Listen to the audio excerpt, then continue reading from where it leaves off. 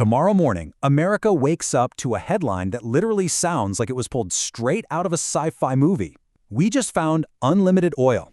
Now, I know, it sounds like one of those impossible internet jokes, right? But let's actually imagine for a second that the reports spread, the satellites confirm it, and the government realizes something has changed forever. Overnight, the entire energy system of the modern world has just been forced to completely rewrite itself. We're going to break down exactly what happens when a simple energy discovery becomes the absolute biggest economic, political, and environmental earthquake in modern history. Okay, so let's really dive into this. The crucial thing to wrap our heads around here is the impossible scale of this find. We're not talking about America finding just a big new reserve. It has found a supply so massive, so far beyond anything humans could ever consume, that it completely strips the very idea of scarcity right out of the market.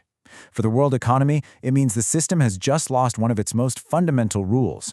Suddenly, investors have to figure out how to price a future that, well, can no longer be priced normally. If we track just the first month, you can see how incredibly fast this chaos builds. In hour one, drilling teams completely freeze, and scientists are desperately double-checking these impossible numbers.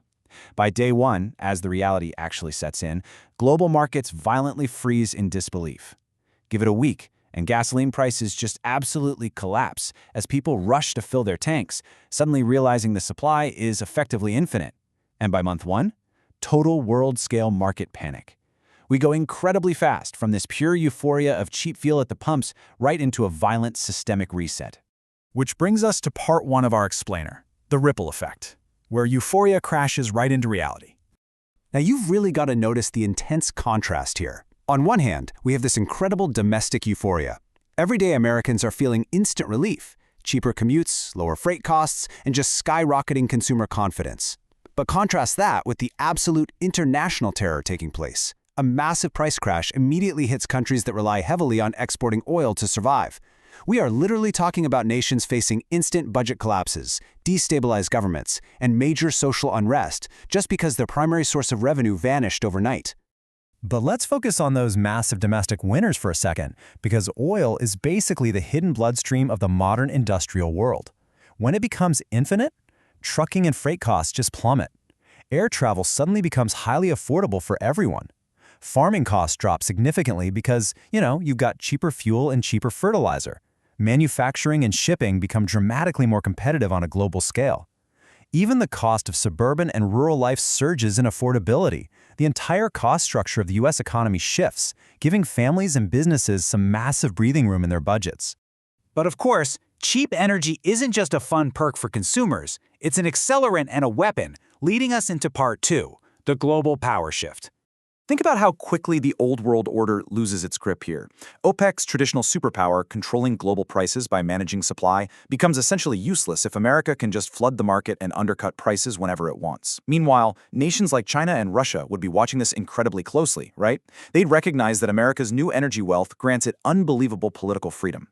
Allies would rush in immediately demanding favorable deals, while rivals would inevitably accuse America of market manipulation.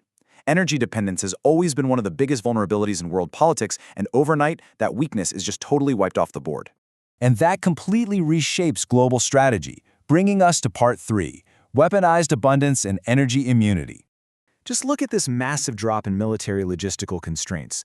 The United States military relies incredibly heavily on fuel, logistics, and mobility to do what it does. In our current era of scarcity, fueling aircraft, naval fleets, and global supply lines is a massive operational headache. But in an unlimited oil era, that burden practically disappears. A military that already projects global power could now sustain its operations with absolute ease. Which leads us to this really fascinating new concept called energy immunity.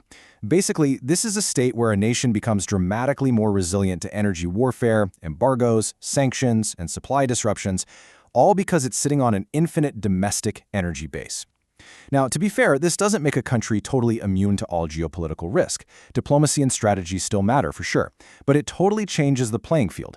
Decisions can now be made with far fewer constraints, allowing a nation to weather crises from a position of almost unmatched strength.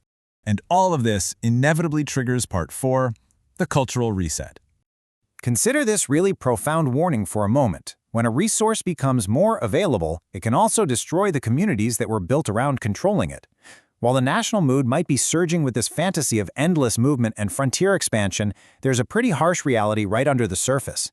Regions and workforces that are currently tied to traditional energy economics, economies built entirely on the logic of scarcity, would face severe tension. The whole structure of employment in those areas would flip upside down, requiring massive job restructuring just to prevent deep new inequalities. This brings us to what is arguably the most complicated fork in the road of this entire scenario. Part 5. The Environmental Paradox. So the harsh truth here is that unlimited oil presents a genuinely terrifying path for the environment. Step 1. Prices drop globally. Step 2. Society becomes deeply complacent, completely removing the urgency to innovate with renewables. Step 3. Because cheap oil encourages usage, global driving, shipping, construction, and manufacturing absolutely skyrocket. And Step 4. Severe emissions and climate impacts worsen at an alarming rate. Because here's the thing, while the oil might be infinite, the Earth's atmosphere definitely is not. It has a very finite tolerance for heat and pollution. But wait, consider an alternative scenario for a second.